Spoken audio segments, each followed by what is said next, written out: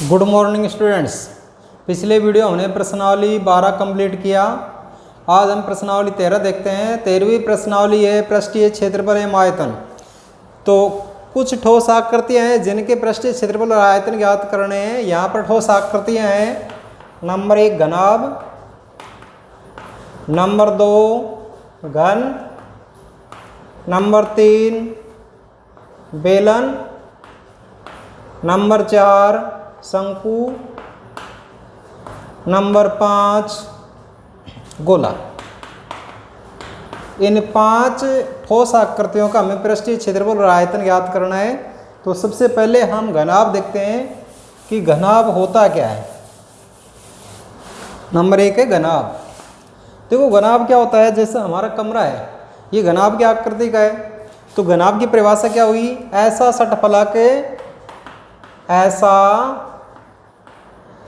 षटफलक जिसका प्रत्येक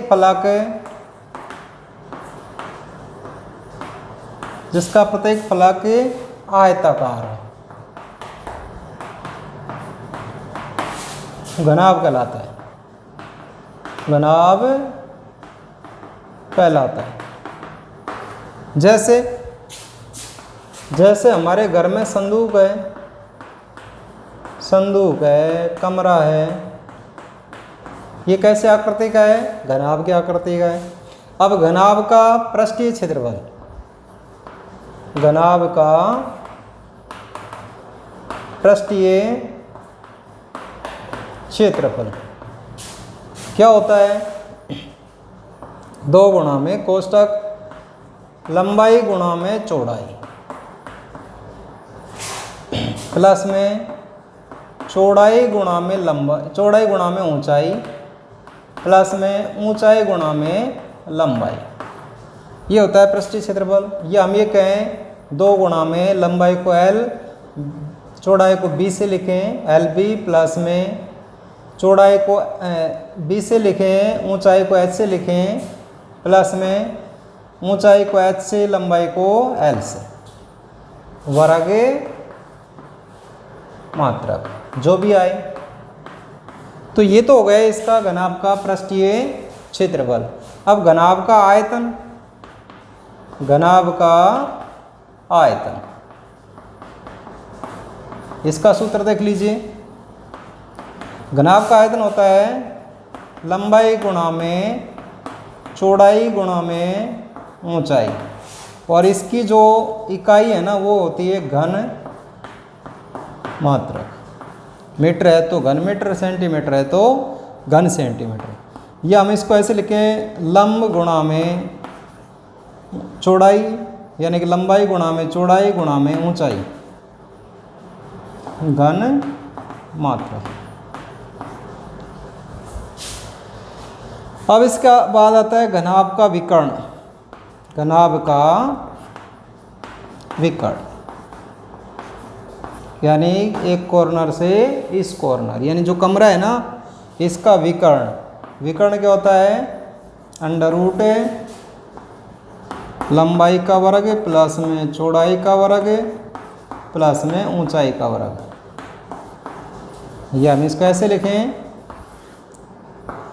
L का वर्ग, B का वर्ग, H का वर्ग। इसकी इकाई वही आएगी जो मीटर की जो यानी लंबाई की जो इकाई है, चौड़ाई की जो इकाई है जो दे रखी है वही आएगी मात्रक। तो ये हो गया घनाभ का विकर्ण। अब आता है कमरा जो है ना, कमरा घनाभ के आकार का है। अगर कमरे की 4 दीवार को क्षेत्रफल ज्ञात करें तो कमरे की चारों दीवारों का क्षेत्रफल, चारों दीवारों का क्षेत्रफल ये होता है 2 गुणा में ऊंचाई कोष्ठक लंबाई प्लस में चौड़ाई। या हम इसको ऐसे लिखें 2 गुणा में लंबाई प्लस में चौड़ाई गुणा में ऊंचाई। अब ये यहाँ पर क्या है? आयत का परिमाप है, तो हम इसको ऐसे लिख दें परिमाप गुणा में ऊंचाई। तो ये 4 दीवारों का क्षेत्रफल हो जाएगा। ठीक है, तो इस तरीके से हम घनाभ का पृष्ठीय क्षेत्रफल, आयतन, घनाभ का विकर्ण, कमरे की 4 दीवारों का क्षेत्रफल, ये इसके सूत्र हैं। दोबारा देखिए, घनाभ का पृष्ठीय क्षेत्रफल होता है 2 कोष्ठक चल्लू लंबाई गुणा में चौड़ाई प्लस में चौड़ाई गुणा में ऊंचाई प्लस ऊंचाई गुणा में लंबाई, कोष्ठक बंद। ऐसे घनाभ का आयतन लंबाई गुणा में चौड़ाई गुणा में ऊंचाई, घनाभ का विकर्ण लंबाई का वर्ग प्लस में चौड़ाई का वर्ग ऊंचाई का वर्ग अंडर रूट के अंदर। ऐसे कमरे की 4 दीवारों का क्षेत्रफल 2 गुणा में ऊंचाई लंबाई प्लस चौड़ाई, 2 गुणा में लंबाई प्लस चौड़ाई, ये परिमाप हो गया, परिमाप गुणा में ऊंचाई। अब आता है घन। नंबर 2 आता है घन।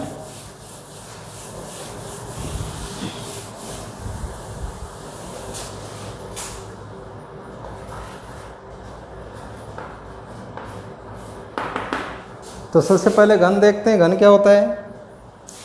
ऐसा षटफलक, ऐसा षटफलक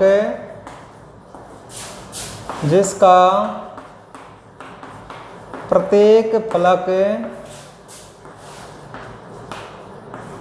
वर्गाकार हो।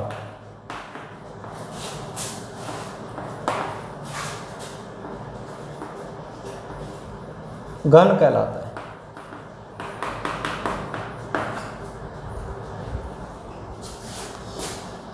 ऐसा षटफलक जिसका प्रत्येक फलक वर्गाकार हो, यानी कि ऐसे आकृति हो, प्रत्येक फलक कैसा हो? वर्गाकार।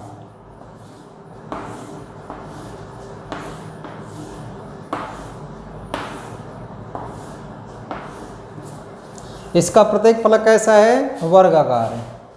अब आता है घन का। घन का पृष्ठीय क्षेत्रफल, संपूर्ण पृष्ठीय क्षेत्रफल कहें, पृष्ठीय क्षेत्रफल। अब यहाँ पर 6 फलक हैं, तो प्रत्येक फलक वर्गाकार है, तो वर्ग का क्षेत्रफल क्या होता है? भुजा स्क्वायर। अब 6 है तो इसको 6 से गुणा कर देंगे, 6 गुणा में भुजा स्क्वायर। इसके बाद आता है घन का आयतन। घन का आयतन क्या होता है? भुजा क्यूब। भुजा क्यूब। ये इसका जो मात्रक होगा वो वर्ग मात्रक आएगा, इसका आएगा घन मात्रक। इसके बाद आता है घन का विकर्ण। घन का विकर्ण। घन का विकर्ण होता है √3 गुणा में भुजा।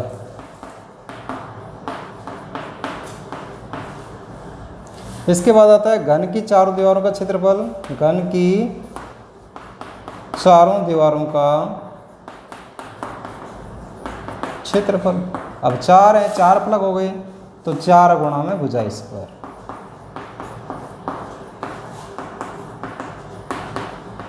दोबारा से देखिए, ऐसा षटफलक जिसका प्रत्येक फलक वर्गाकार हो, यानी इसमें 6 फलक हैं, 6 के 6 फलक कैसे हैं? वर्गाकार हैं। अब आता है घन का पृष्ठीय क्षेत्रफल। घन का पृष्ठीय क्षेत्रफल होता है 6 गुणा में भुजा स्क्वायर, वर्ग मात्रक। इसके बाद आता है घन का आयतन, भुजा क्यूब, घन मात्रक।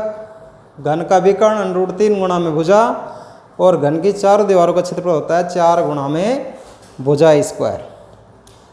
अब 13 पॉइंट जो एक प्रश्नावली है वो घन और घनाभ पर आधारित है। सबसे पहले हम उसको देखते हैं। प्रश्नावली 13.3, 13.1, प्रश्नावली 13.1 का पहला प्रश्न। 1.5 मीटर लंबा, 1.25 मीटर चौड़ा और 65 सेमी गहरा एक प्लास्टिक का एक डब्बा बनाया जाना है। इसे ऊपर से खुला रखना है। प्लास्टिक शीट की मोटाई को नगण्य मानते हुए निर्धारित कीजिए कि डिब्बा बनाने के लिए आवश्यक प्लास्टिक शीट का क्षेत्रफल।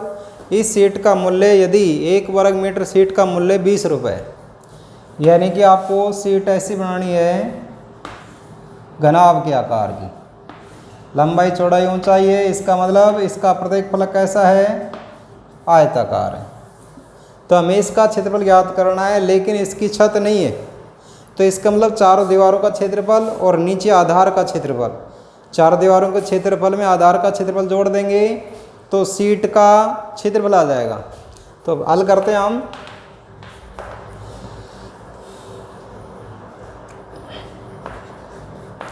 प्लास्टिक या डिब्बा ही कहते हैं हम, डिब्बे की लंबाई, डिब्बे की लंबाई है 1.5 मीटर। सबसे पहले हमें इकाई एक समान करनी है। देखो यहाँ पर सेंटीमीटर भी है, अगर हम मीटर को सेंटीमीटर बनाएं तो 1.5 को हमें किससे गुणा करना होगा, 100 से।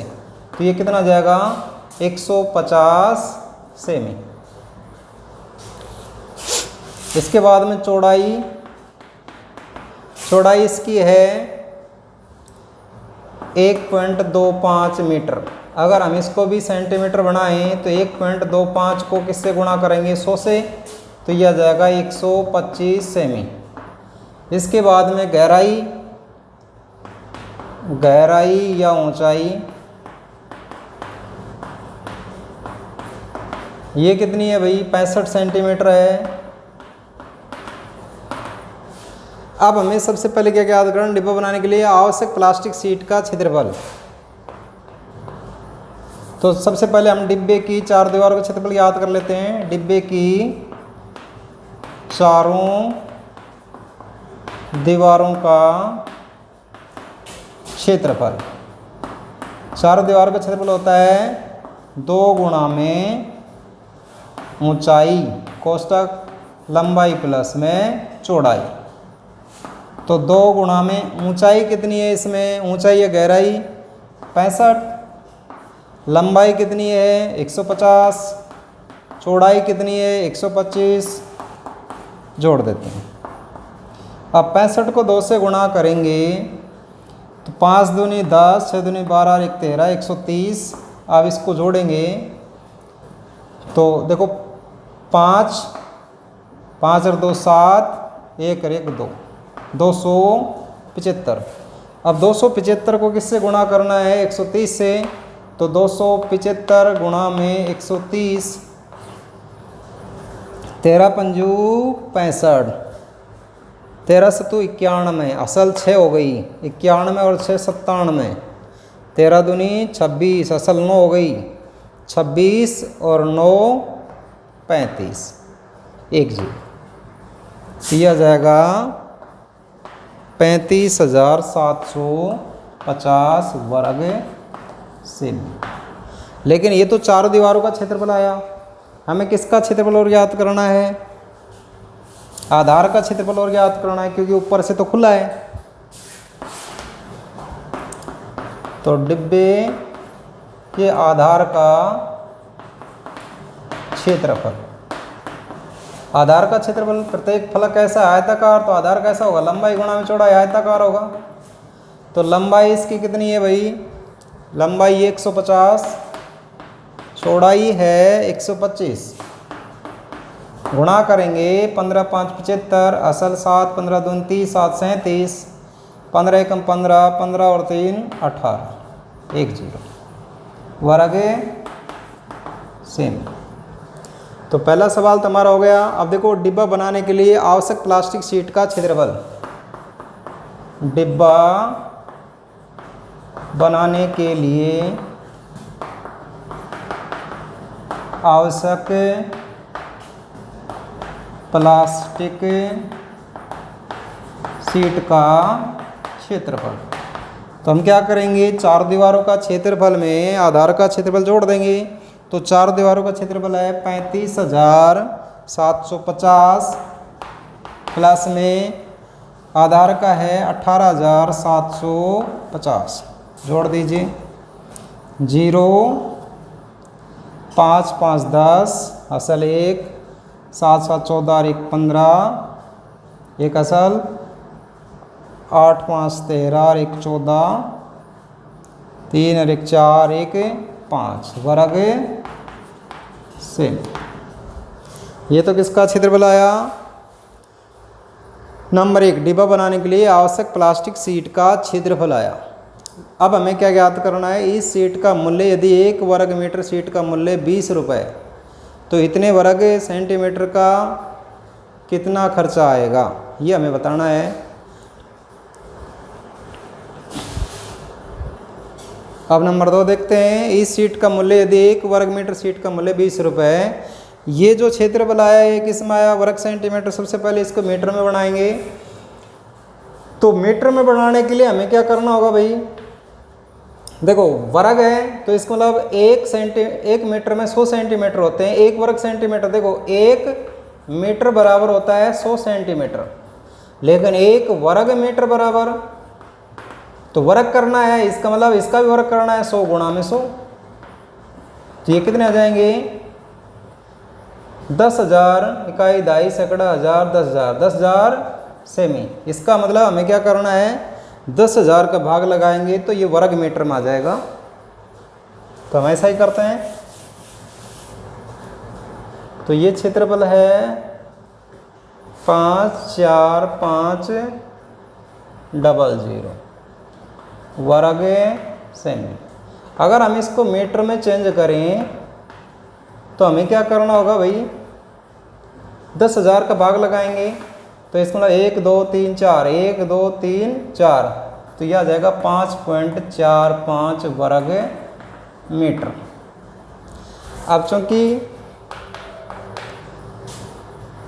1 वर्ग मीटर सीट का मूल्य कितना है भाई, 20 रुपये।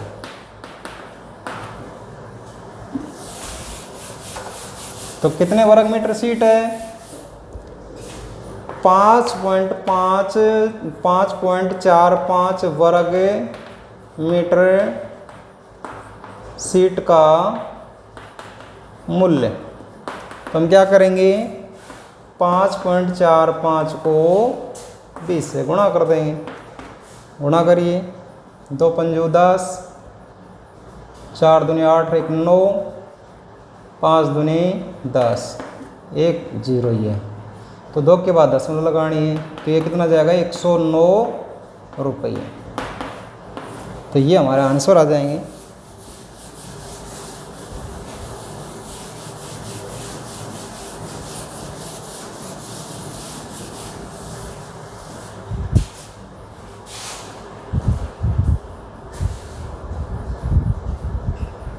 आज के लिए इतना ही, धन्यवाद।